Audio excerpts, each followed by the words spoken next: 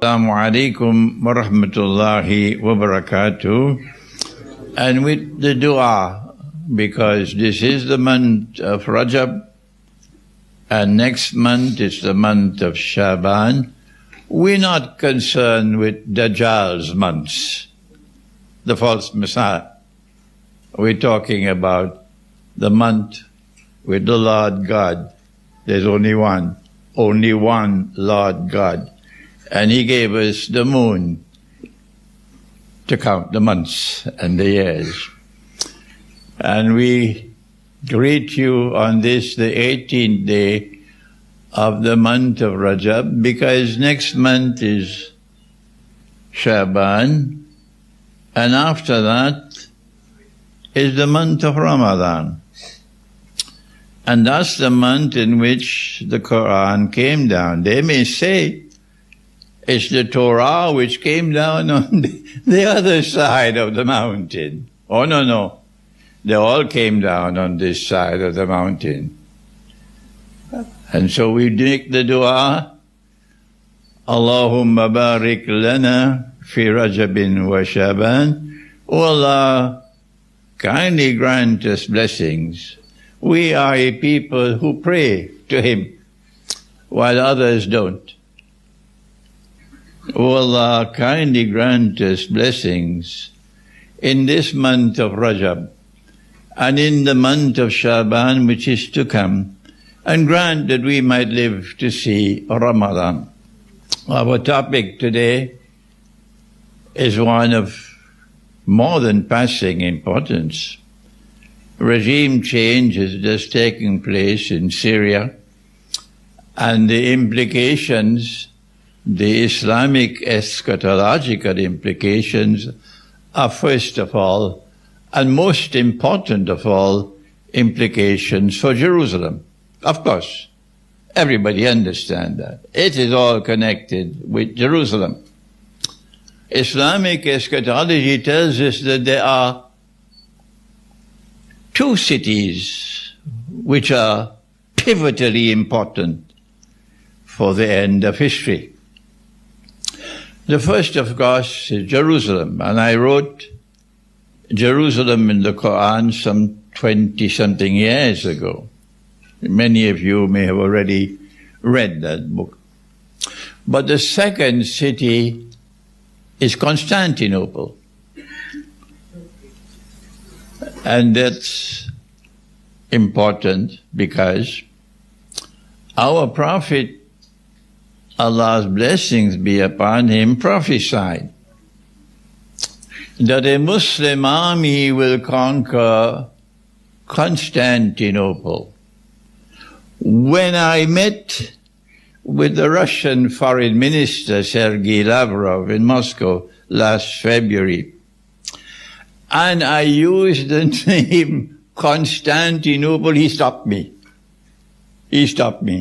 He says, I am so happy that you're using the name Constantinople. A Muslim army will conquer Constantinople. And he praised the commander, and he praised the army.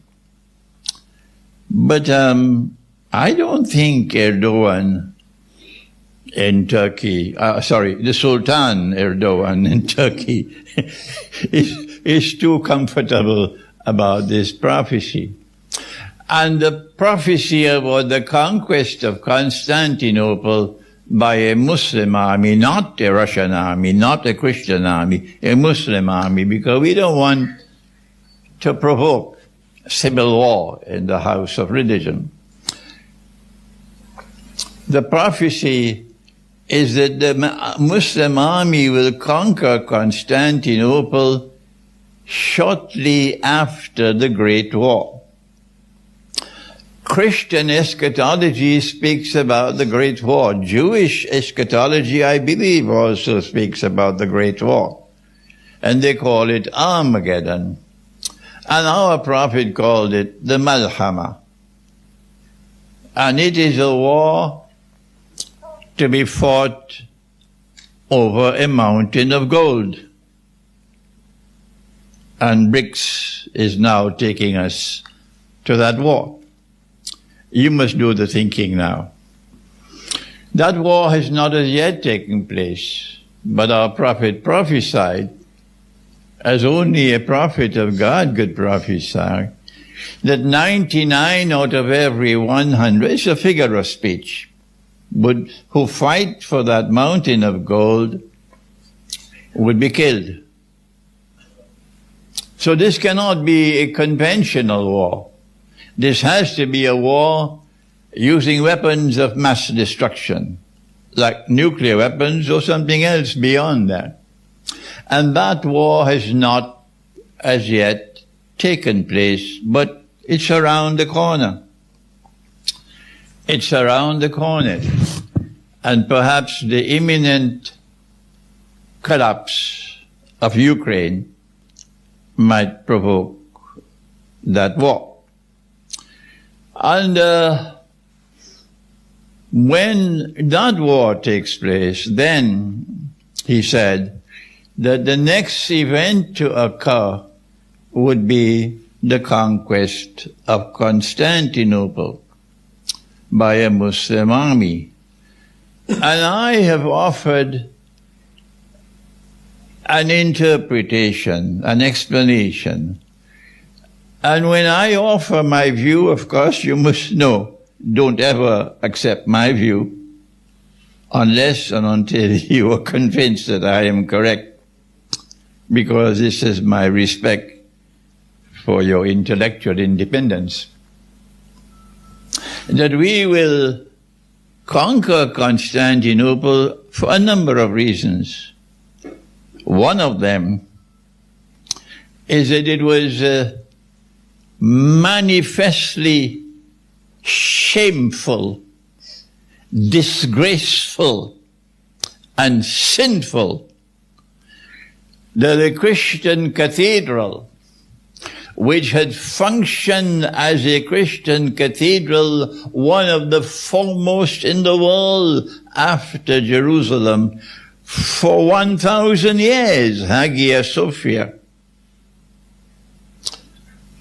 should be converted to a masjid by the Ottoman Empire and then reconverted to a masjid by the Sultan Erdogan. I said it was shameful. I said it was disgraceful. I said it was manifestly sinful. Because in the Quran, listen carefully, the Lord God has given us an obligation to protect this synagogue, even if we have to fight to protect it. The church, the cathedral, are you listening to me? Or the propaganda against Islam on behalf of the Jewish state of Israel? The propaganda has been going on for so long, and Dr. HOSEIN is one of the foremost authorities to explain it and to reveal it and to preserve it. This is what the Quran says. Fight, even if you have to fight, to protect the synagogue, to protect the church, to protect the cathedral, to protect the masjid. Surah Al-Hajj. And because they changed the cathedral and converted it to a masjid, to the eternal shame and disgrace of this community of Muslims. That's why a Muslim army will have to conquer Constantinople, and no one can stop it. Don't try. Not even Donald Trump. And when we conquer Constantinople, we will return Hagia Sophia to those to whom it rightfully belongs. And when we return Hagia Sophia, then the friendship and the alliance between those who follow the true Messiah, Jesus, the son of Mary, Maryam, And those who follow Prophet Muhammad, Allah's blessing be upon them both, that friendship and alliance would be sealed. And when that friendship and alliance is sealed, then those who still reject Jesus as the Messiah will then reach the end of their road. There's nothing left for them. And this prophecy of Prophet Muhammad ﷺ is now approaching fulfillment, because events are unfolding in Syria, a jigsaw puzzle which is tremendously intricate, difficult to understand. The pieces are coming together. And Jerusalem is at the center stage. And Constantinople is also connected with Jerusalem in the end time as the two most important cities in the end time. But when I was in Moscow in February, and we had the meeting with the Russian foreign minister, and he was only talking about politics and economics and monetary economics, and we were a small group, about 15, and I interrupted to ask, can we talk about the Quran and Russia? Everything became silent, because the Russians are very, very serious when it comes to religion, and they were not always comfortable and happy with Islam.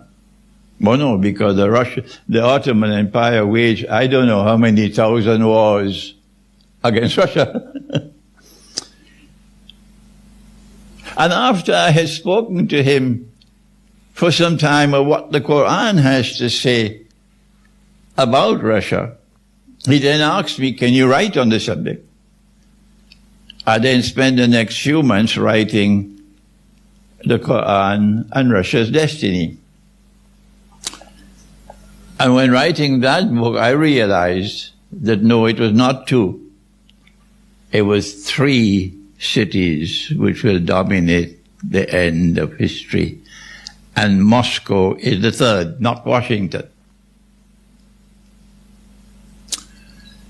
And the pieces are coming together now.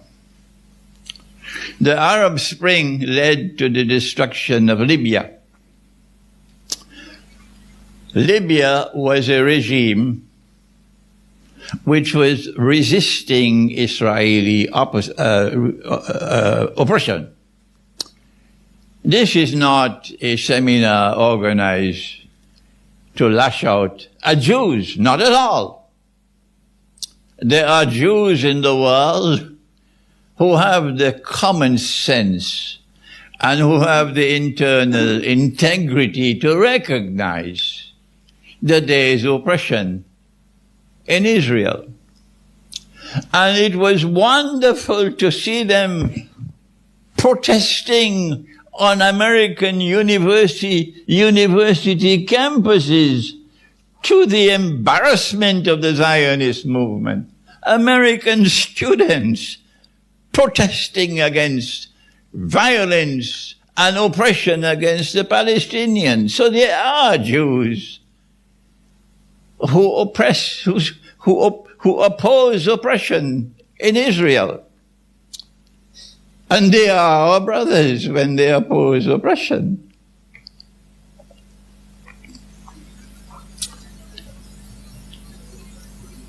And then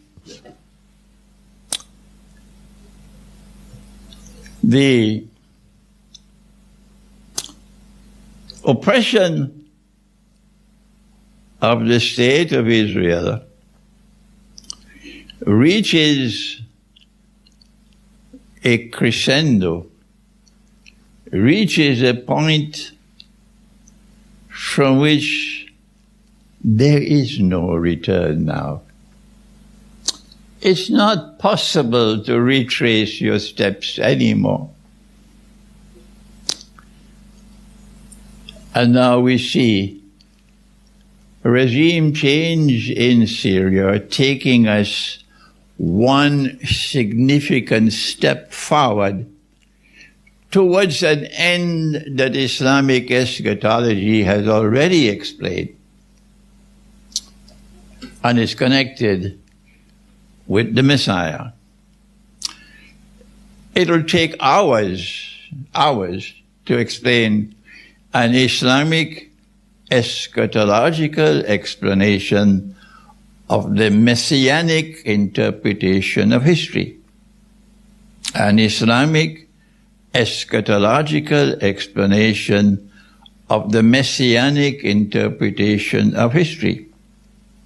But to cut the long story short, Allah promised to the Bani Israel, to the Israelite people, He promised them that He would send them one who would be their prophet, not ours, theirs. And He would be the Messiah. And He would bring back the golden age when the Israelite people ruled the world from Holy Israel in Jerusalem. With the prophets David, Nabi Dawood alayhi salam, and Solomon, Nabi Sulaiman alayhi salam, that Israel was a ruling state. And our prophet prophesied when the Messiah came, and some of them accepted Him, and the others rejected Him because they said, وَنَعُوذُ بِاللَّهِ مِنْهَا, he's a bastard. His mother was not married.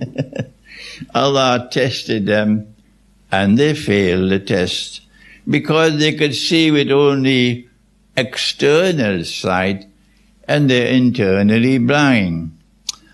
All those who worship gold, and when gold becomes a golden calf, are becoming internally blind. All those who worship gold, and when gold is transformed into a golden calf, they are internally blind. That's the price you pay for worshipping gold. And so, the state of Israel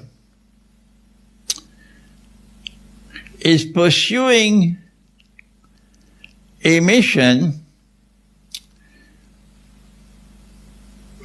to restore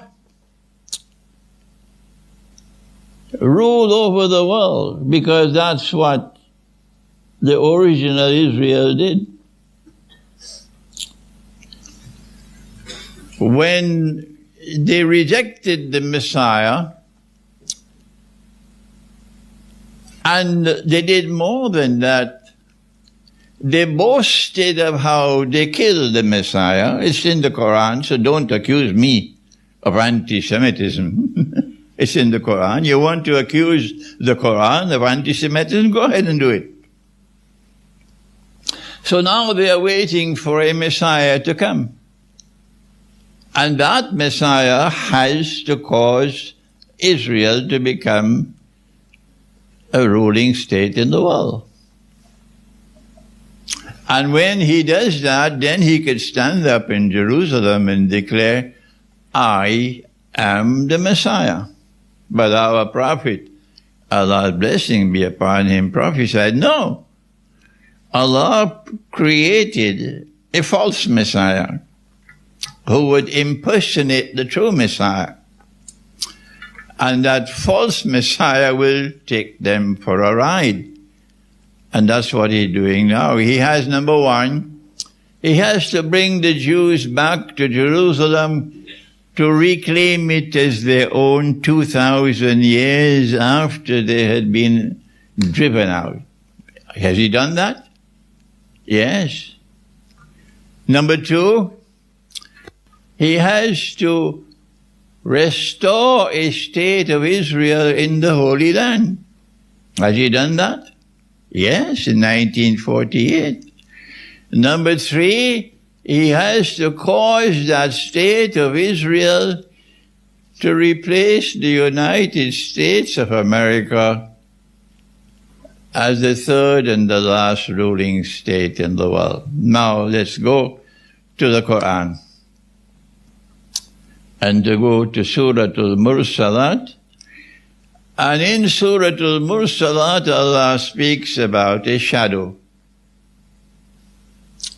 And the shadow will constitute of 3 parts.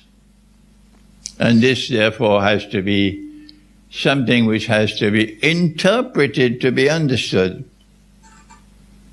And our interpretation is that the shadow is the false Messiah, and he will come with a profile of 3 parts. When I wrote Jerusalem in the Quran, I said in part 1 he produced Pax Britannica. You know Pax Britannica in South Africa, oh yes. We know it, when all your gold and all your diamonds and all your precious metals were stolen from you by thieves who had no shame at all. Stolen from you. And then, not only did Pax Britannica pave the way for a state of Israel to be established in Jerusalem by the false Messiah, but it gave way to a Pax Americana, which made Israel strong, powerful. They were always arguing, we are simply struggling to give a home to a people who don't have a home. That's all. That was not true at all. What they were doing was to try to build and establish a state of Israel which would eventually try to rule the world. Because our prophet prophesied that when the Messiah returns, because he came, and they saw him, now listen carefully to my words, they saw him crucified on the cross before their very eyes. I did not say he was crucified. No. I said they saw him crucified on the cross before their very eyes. Is that what I said? And they saw it because Allah made it appear like that. And if you were there, you would see him crucified. And if I was there, I would see him crucified. But no, Allah says, no, he did not die, he was not crucified. But Allah made it appear like that. And Allah raised him unto himself. And so he came and he left and will return. And Allah's messenger said, when he comes back, he will come back as an Hakimul Adil, someone who will rule, and will rule with justice. So the Messiah who will stand up in Jerusalem tomorrow, declaring, I am the Messiah, but he would not be, he would be Dajjal, he has to show them that I'm ruling the world. And in order to do that, he has to show them that I'm ruling the Arab world first. If you want to rule the world from Jerusalem, you've got to start by ruling the Arab world. And if you want to rule the Arab world, you start with Libya. Because Saudi Arabia, I used to say that Saudi Arabia and Israel were sisters 25 years ago, but I was wrong. 25 years ago, they were only cousins. Now they're sisters. Now they're sisters. Why don't you smile? What's wrong with you? Escaped on. 25 years ago, Saudi Arabia and Israel were only cousins. Now they're sisters. And all the rest of the Arab countries, not the people, the governments, not the people, the governments, must be in a state of submission to Israel. And all those who resist Israel must be destroyed. And that's why you now have Trump in Washington to finish up the job. Every single country within that region which is resisting Israel must be destroyed. Why? So that Israel can show the world we rule the Arab world. The whole Arab world is now in submission to us, so now it's only the rest of the world. And so Libya went. And Iraq went. You know the story, the bogus story. They tell lies. Oh my gosh, these people tell lies without any embarrassment. Without any embarrassment. As though there is no such thing as moral integrity in them. None. They tell lies. Weapons of mass destruction in Iraq. So Desert Storm to destroy Iraq, to destroy Libya. And because Syria was resisting Israel, and Russia had intervened to save and to support the Syrian regime, because there are Christians in Syria. And if you allow these jihadists with weapons supplied by the Israeli Mossad and weapons supplied by the CIA and all the American dollars and so on, if they take over, there will be a slaughter. They will slaughter all the Christians. So Russia intervened to try to save Syria from becoming another Libya. And for the last 10 years, the struggle was going on.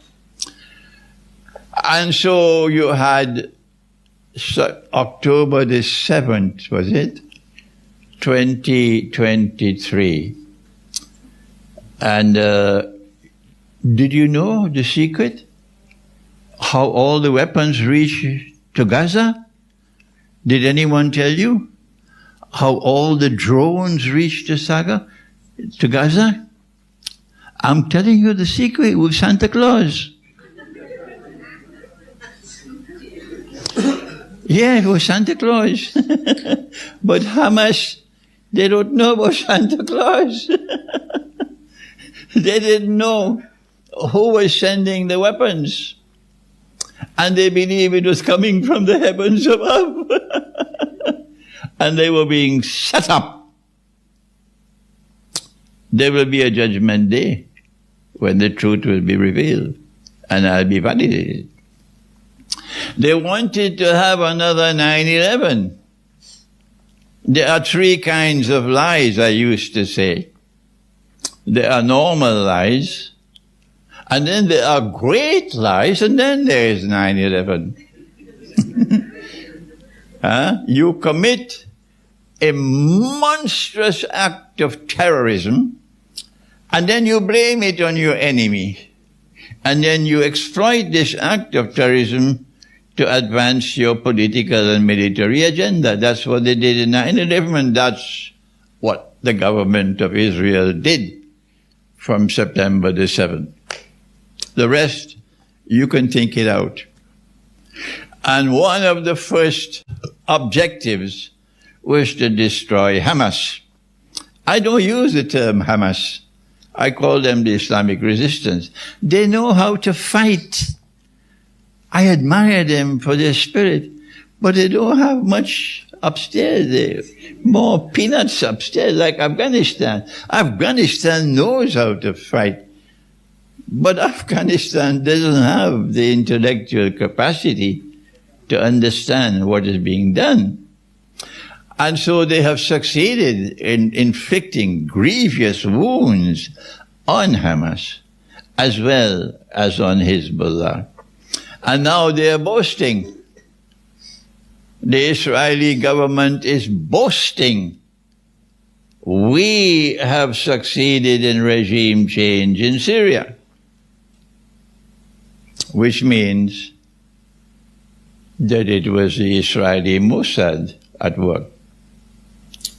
And so these jihadists, I choose my words carefully, which have taken over Syria are Israel's puppy dogs. That's right. And it was not only Israel boasting, but also Biden. Before he says goodbye, he wanted to have a good show. And he's boasting that we have succeeded with regime change in Syria, which means that the CIA was involved. So Cape Town, when you start celebrating the fall of Assad, just remember that while Assad was there, despite whatever be his failings, while Assad was there, at least Syria was resisting Israeli oppression. And now Syria is in a state of submission. And all that now remains is Iran and Yemen. All the rest are in submission. And Israel is advancing towards that day when the entire region, the environment in which Israel is located, will all be in a state of submission to Israel. Now then, our prophet prophesied before the Messiah returns that Allah Most High would send someone who will revive this world of Islam, which is now cluttered with 50-something so-called Muslim countries, and reunify the whole world of Islam as one holy state, the Khilafah state. And he is known as the Imam al-Mahdi. He said that a Muslim ruler would die, a Khalifa. And when he dies, there would be disagreement concerning succession. 25, 30 years ago, I suggested it's going to be a Saudi king. And it appears now that when Salman dies, that the disagreement will commence. I don't know for how long it will continue, because not all the Saudi family like this MBS, Salman's son. During that time of disagreement concerning succession, a man will come out of Medina and hurry to Mecca. And in Mecca he will declare himself to be the Mahdi. When that happens, that is the last significant threat to Israel. Because this man is going to restore the Khilafah state and unify the world of Islam. When he declares himself to be the Mahdi, then our Prophet said that an army will come from Damascus to attack him. And so long as Assad was there, we could not truly understand how this will take place. An army will come from Damascus to attack the Mahdi. And when that army has crossed Medina and is on its way to Mecca, in between Medina and Mecca, the earthquake will occur. The earth will open and swallow that army. And that is a sign confirming this is not a bogus CIA Mahdi. This is the true Mahdi. And so now, from Cape Town, on the occasion of this seminar, we are able to anticipate with some clarity that those who now have taken over power in Damascus will continue to control Damascus until that day. And it is that army of Israel's puppy dogs who will come to attack the Mahdi. And that army will be swallowed by the earth when it opens. The army of the Mahdi will eventually succeed in taking control of the Arab Peninsula. And that's goodbye to Saudi Arabia. When the Mahdi comes, goodbye to Saudi Arabia. I was in Manhattan lecturing on this topic 30 years ago, and I was not aware that the Kuwaiti ambassador was sitting right in front of me. I didn't know that. And I said, when the Mahdi comes, goodbye to Saudi Arabia, goodbye to Kuwait. Yes, because now a Khilafah state will be established in Mecca. But there is parallel to this something else that will be taking place, and that is the Great War. And he prophesied that the Great War will be triggered because of something occurring in the north of Syria. It is so puzzling, it's difficult to anticipate what's going to happen. Because as Dr. Olsri has correctly explained just now, you have so many different forces at work. Israel is an actor in Syria now. The Israeli army is an actor in Israel. The Turkish army is an actor in Israel at this time. The American armed forces are actors in Israel at this time. In Syria at this time. The Israeli puppy dogs who control Damascus, they are an actor in Syria at this time. And they don't want Russia to leave. The Americans want them to tell the Russians, pack up and get out. Close down your bases. But now they're saying to the Russians, please stay. So Russia is still an actor, a military actor in Syria. So it's a complex situation there, and the most cunning of all actors involved in this is Erdogan. And we don't know, he plays, both sides, because his objective is to restore an Ottoman Empire. I don't want to spend all the time left with me, I only have a few minutes left, with expanding more on an Islamic eschatological explanation of the implications of regime change. But Russia has a strategic role to play in Syria. And that has to be understood from the Quran. And you have to go to Surah Rum of the Quran to understand what is the role that Russia has to play remaining in Syria. Russia today is the most powerful military force in the world. I said this many years ago. They thought I was dreaming. No, now they're recognizing. If Russia did not have this military power, there would have been regime change in Venezuela long ago. Oh yes. Why did Russia and Iran not come to the help of Assad to save his regime? Let me answer that question and we'll end. What happened in Syria, regime change in Syria, was connected with Ukraine.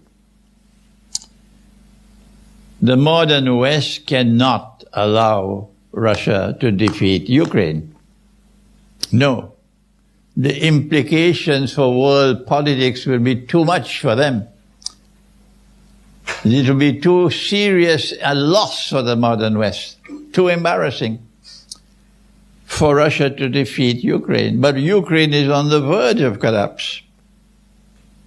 And you have a new American president who is saying, or he used to say it, I will stop that war in one day. Maybe now he's saying 1 year.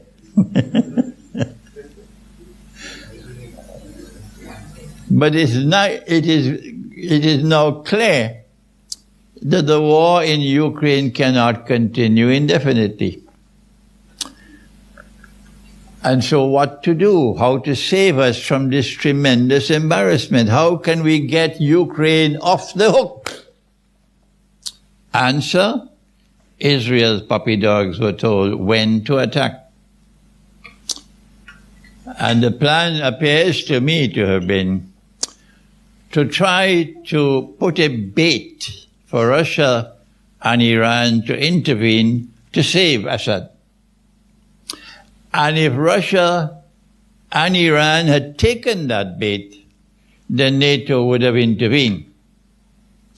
And then you had a big war. And Ukraine would have been saved. But Russia saw the plan. And Russia said, I'm not intervening.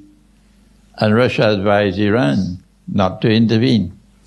Russia preferred to sacrifice Assad rather than to lose the opportunity of victory in Ukraine. And Trump was not at all happy about that, at all. Trump was very disappointed. So when Assad was told, Russia is not going to intervene to save you, Iran is not going to intervene, he said, there's no sense continuing the bloodshed. So he packed up and he left, and the Syrian armed forces said, no need to continue to fight, there's no sense. And that's why the takeover of Syria took place so quickly without so much bloodshed. And the implication, therefore, of regime change in Syria is that nothing left now to save Ukraine. I thank you. Wassalamu alaikum wa rahmatullahi wa barakatuh.